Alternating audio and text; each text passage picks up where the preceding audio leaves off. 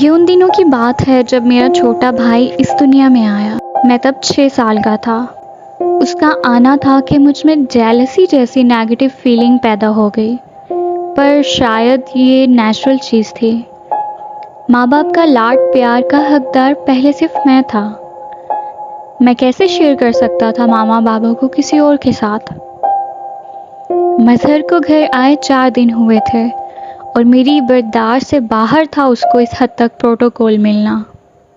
ماما کیوں مظہر کو اٹھائے رکھتی ہیں ہر ٹائم بابا؟ بابا صوفے پہ بیٹھے پاکستان اور انڈیا کا 14 اکتوبر کا ورلڈ کپ میچ دیکھ رہے تھے۔ سائم، وہ آپ کا بھائی ہے، بہت چھوٹا ہے نا، تو اس کو کیئر چاہیے، بس تھوڑی سی ایکسٹرا۔ بڑا ہو لے پھر اتنا نہیں اٹھائیں گی آپ کی ماما اسے۔ بابا نے مجھے ایسے جواب دیا جیسے میں کوئی دودھ پیتا بچہ ہوں جو یہ سمجھ نہیں سکتا کہ اس کے بھی بڑے ہونے میں ابھی 5-6 سال ہیں۔ مجھے نہیں پتا، آپ دونوں بس میرے ہیں، نہیں چاہیے مجھے کوئی چھوٹا بھائی۔ میں نے غصے میں صوفے کے آگے ٹیبل پہ پڑا گلاس زمین پہ دے مارا۔ پھینکا اس کو کہیں دور، مجھے پسند نہیں ہے مظہر۔ اس سے پہلے بابا مجھے پکڑ کے یا تھپڑ رسید کرتے یا اپنی گود میں بٹھا کے پیار سے ایک بار پھر سمجھانے کی ناکام کوشش کرتے، میں تو بس بھاگ آیا وہاں سے۔ رک تو جاؤ سائم، رکو، یہ کیا حرکت تھی؟ تم نے اپنا پاؤں زخمی کر لیا ہے۔ بابا نے مجھے روک لینا چاہا مگر میں روتا ہوا زخمی پاؤں کے ساتھ اپنے کمرے میں آ گیا اور سٹول رکھ کے دروازے کو اندر سے کنڈی لگا دی۔ دروازہ تو کھولو سائم، بیٹا میں ہوں تمہارا بابا، بچے اوپن دی ڈور۔ سائم کے بابا کیا ہو گیا ہے؟ اتنا شور کیسا ہے؟ ماما نے دور کے دوسرے کمرے سے آواز لگا کے پوچھا۔ کچھ نہیں، بس یہ دروازہ لاک ہو گیا ہے، میں کھول رہا ہوں۔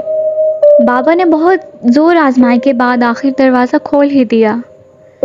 میں بیڈ پہ بیٹھا تھا اور ساری بیڈ شیٹ پہ خون لگ گیا تھا جس کو صاف کرنے کی میں نے کوشش بھی نہیں کی۔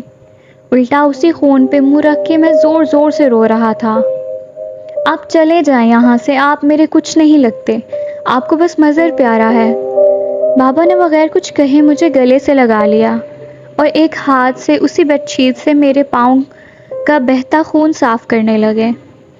تمہیں لگ بھگ 2 انچ لمبا کٹ لگ گیا ہے سائم، تمہیں فوراً ہاسپٹل لے کے جا رہا ہوں۔ بابا نے سب سے پہلے خون والی بیڈ شیٹ کو باتھ روم ٹب میں رکھ کے ٹیپ چلا دی تاکہ واپسی تک خون کم ہو جائے۔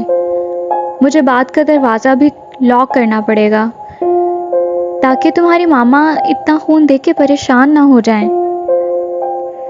میں ہاسپٹل نہیں جاؤں گا، نہیں جانا میں اپنا زخم اور گہرا کر دوں گا۔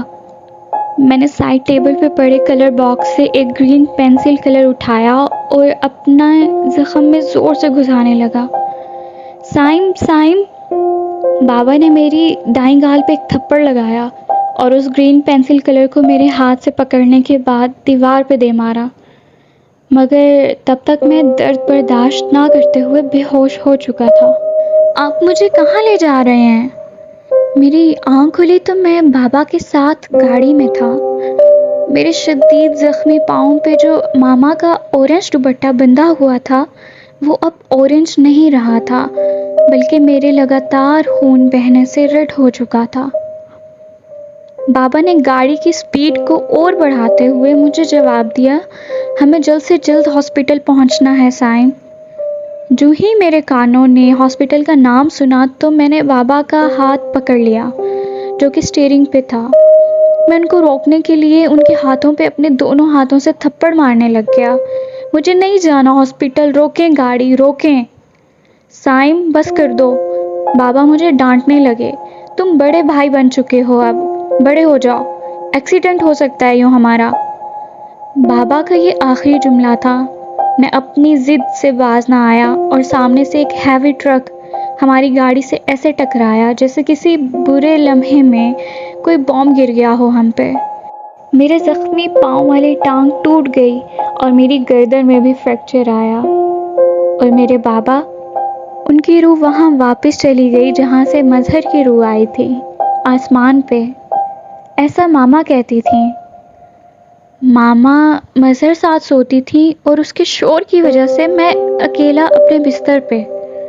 नानो बाजिद थी मुझे अपने साथ सुलाने के लिए, लेकिन मुझे तन्हाई में रहना था। मैं पहले से बहुत बुरे एहसासात में मुब्तला था, जिस वजह से ना मामा ने मुझे कभी कुछ कहा ना नानो ने।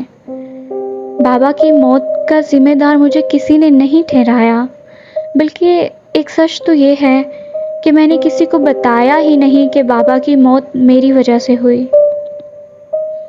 मेरे दिल को हर रात ऐसे लगता था जैसे बाबा यहीं कहीं हो मेरे पास।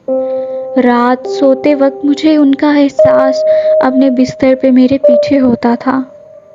जब मैं मुड़ के देखता तो वो सच में होते थे, मगर कोई बात नहीं करते थे मुझसे, बस अपनी बड़ी बड़ी खुली आंखों से मुझे देखते रहते थे, पलकें झपकाए बगैर। थे तो मेरे बाबा, पर पता नहीं क्यों, लेकिन मुझे उनसे खौफ आता था अब। उनका आधा चेहरा जला होता था और एक आंख तो, और होंठों का आधा हिस्सा भी। वो मुझे देख के हंसते थे जब तो उनके मुंह में दांत भी गले सड़े दिखते थे। काले से कपड़ों में रहते थे वो हर वक्त। मैंने नानो और मामा को बताया भी, पर उन्होंने मुझे बहला दिया, कहा कि तुम्हें 3 कलमे आते हैं ना, वो पढ़ लिया करो तो कुछ भी नहीं होता, अल्लाह साथ ही होता है मेरे। एक रात तो हद ही हो गई। मुझे बाबा की याद आ रही थी, उनका प्यार, उनका मुझे समझाना, और आज तो वो मेरे पीछे सोने के लिए लेटने भी नहीं आए थे। मैं बिस्तर पे इधर उधर करवट लेता आवाज़ारी का मुजाहिरा कर रहा था कि आखिरकार सीधा लेट गया। आप आज छत पे क्यों हैं बाबा? मैंने हैरानी में उनसे सवाल किया, जो कमरे की छत के साथ लगे हुए थे, पर निगाहें हमेशा की तरह मुझ पे ही थीं। क्या आप मुझसे नाराज़ हैं जो यूं दूर हैं? उन्होंने जवाब देने की कोशिश की तो उनके मुंह से खून गिरने लगा और टपक के मेरे सर पे आ गिरा। क्या आप जख्मी हैं? मैंने अपनी टी शर्ट से अपने माथे पे गिरा खून साफ करते हुए उनसे पूछा, मगर उनके मुंह से खून गिरना बंद नहीं हुआ। मेरी नाक पे गिरा और मेरे हाथों पे, और मैं डर के मारे अपने कमरे से बाहर भाग गया मामा के कमरे में। लेकिन बाबा भी छत से नीचे ज़मीन पे दीवार की मदद से उतर आए। वो अपने दोनों हाथों और दोनों पाँव के बल चलते मेरे पीछे आ रहे थे। पता है, आज मुझे उनसे मामूल से ज़्यादा खौफ आ रहा था। मैंने मामा के कमरे का दरवाज़ा आराम से बंद किया ताकि वो जाग ना जाएं, और मामा और मज़हर के साथ आके लेट गया। कंबल के अंदर मैंने मुंह दे दिया और ख़ुद को कंबल में लपेट लिया, और दिल ही दिल में पहला कलमा पढ़ने लगा। मगर दरवाज़ा खुलने के बाद मुझे किसी के कदमों की आवाज़ आना शुरू हुई। वो मेरे ही करीब आ रहे थे। मैंने कंबल को मजबूती से अपनी उंगलियों में दबा लिया। मेरे अल्लाह, मुझे डर लग रहा है। आज मेरे बाबा लग ही नहीं रहे। अचानक से किसी ने मेरे ऊपर से कंबल हटाया और मैं खौफ से ना बोल पाया ना हिल पाया। तू यहाँ आ गया है साइम? नानो ने मुझे बेड पे थोड़ा आगे होने को कहा। मैं कहती हूँ ना, मेरे पास सो जाया कर मज़हर के साथ। क्या बात है अम्मी, सब ठीक है?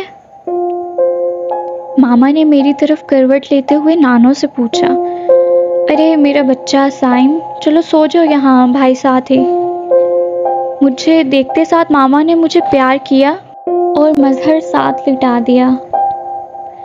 मामा, वो बाबा आए थे, उनके मुंह से खून।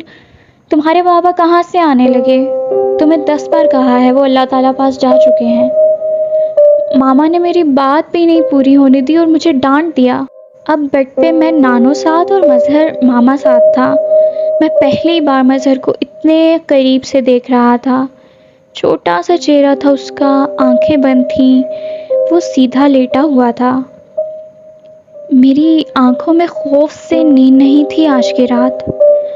मज़हर का चेहरा देख ही रहा था कि उसकी बाईं आंख पे खून का एक कतरा ऊपर से आ गिरा, फिर दूसरा, फिर तीसरा, चौथा। मैंने देखा छत पे तो बाबा फिर से वहीं थे। ना मैं बोल पाया और डर से बस खुली आंखों से उनको देखता रहा। ना मामा उठी और ना ही नानो। बाबा ने छत से एक हाथ नीचे किया और उनका मेरी तरफ हाथ बढ़ाना ही था कि उनका हाथ लंबा होता चला गया, इतना लंबा कि मेरी गर्दन को उन्होंने अपने हाथ में पकड़ लिया। मेरा एक सांस आए और एक जाए। मैंने आंखें बंद करने के बाद जब खोली तो उन्होंने दूसरे हाथ में मजहर को उठा लिया और छत की तरफ ले जाने लगे। मैंने उसको बचाने के लिए हाथ पांव मारे मगर मैं कुछ भी नहीं कर पाया और बेहोश हो गया। मामा ने मेरा हाथ पकड़ा हुआ था जब मेरी आंख मेरे अपने रूम के बेड पे खुली। नानो भी पास ही बैठी हुई थी। मजहर, मामा, मजहर, तुम्हारे छोटे भाई का कुछ पता नहीं चल रहा साइम। सुबह आँख खुली तो मजहर नहीं था और तुम नीचे फर्श पे बेहोश मिले मुझे। मामा ने मेरा परेशान चेहरा पढ़ते हुए मुझे जवाब दिया, पूरा घर देखा है, मेरा नवासा नहीं मिला। नानो की आंखें आप दीदा होने लगी। मामा, ये शोर कैसा है? कौन सा शोर? कैसा शोर साइम? मामा ने अपने आंसू पोंछते हुए मेरी गाल को अपने हाथ से थामते हुए पूछा। मामा, मजहर शायद रो रहा है, मुझे आवाज़ आ रही है उसके रोने की। मैंने देखा था, बाबा आए थे, उसको ले गए हमसे दूर। मैंने सुना नहीं पर उनकी आंखें साफ कह रही थीं कि मैं तुम्हारे भाई को तुमसे दूर लेके जा रहा हूँ क्योंकि तुम्हें वो पसंद नहीं। बाबा मजहर को ले गए थे। आई एम सॉरी, मैं कुछ कर नहीं पाया। मैंने शर्मिंदगी से नजरें झुका लीं। तुम ये सब क्या कह रहे हो साइम? मामा के कुछ कहने से पहले नानो ने मेरा बाजू पकड़ के मुझसे तफ्तीश शुरू कर दी। नानो, मेरा भाई, मजहर, मेरा भाई, उसकी आवाज़ आ रही है मुझे। कहाँ से आ रही है तुम्हें बताओ, हमें नहीं आ रही। मामा मेरे पास से उठ खड़ी हुई उस तरफ जाने के लिए जहाँ का मैं उन्हें बताने वाला था। मैंने एक नज़र मामा की आंखों में देखा और फिर नानो की आंखों में और अपने कमरे के बाथरूम की तरफ अपनी उंगली से इशारा किया। मामा ने फ़ौरन बाथरूम का दरवाज़ा खोलने की कोशिश की मगर वो लॉक था। वो तो 1 महीने से लॉक था। उसकी चाबी बाबा ने मुझे हॉस्पिटल ले जाने से पहले अपनी जीन्स की पॉकेट में डाली थी। और फिर बाबा की मौत उस रोड के हादसे में इतनी बुरी तरह हुई थी कि उनका कुछ भी बाकी नहीं बचा था। क्या तुम्हें अब भी आवाज़ आ रही है मजहर की साइम? क्योंकि मुझे कोई आवाज़ नहीं आ रही। मामा ने मुझसे पूछते साथ ही एक चेयर उठा के दरवाजे में मारी और वो दरवाज़ा लूज हो गया। सामने वो बाथ टब में खून में भरी चादर थी और उस टब के पानी में मजहर होते खा रहा था। मामा ने मजहर को उस गंदे पानी से निकाला जिसकी बदबू नाकाबिले बर्दाश्त थी। बाद में नानो ने एक मौलवी साहब को घर बुलवाया इस सारे मामले के मुतालिक जानने के लिए।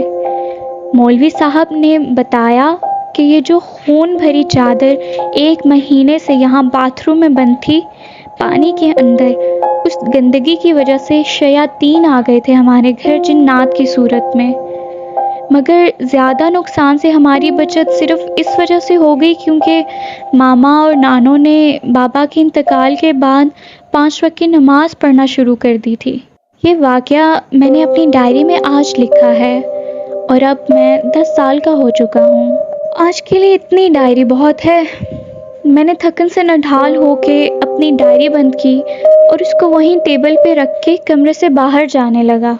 बाहर कदम रखने से पहले मैं वापस टेबल पे मौजूद लैंप की लाइट ऑफ करने आया तो मैंने देखा कि मेरी डायरी के ऊपर वही ग्रीन पेंसिल कलर जो मैंने बाबा के सामने अपने पाँव के ज़ख्म में डाला था, वहाँ मेरी डायरी के ऊपर पड़ा था, जिसकी नोक और वो आधी पेंसिल अभी भी खून में लिपटी थी, जैसे आज से 4 साल पहले वो मेरे ज़ख्मी पाँव के खून में भीगी हुई थी। बाबा, मेरा मुंह मेरी आंखों की तरह खुला का खुला रह गया और लैंप मेरे ऑफ करने से पहले ही जलने और बुझने लगा।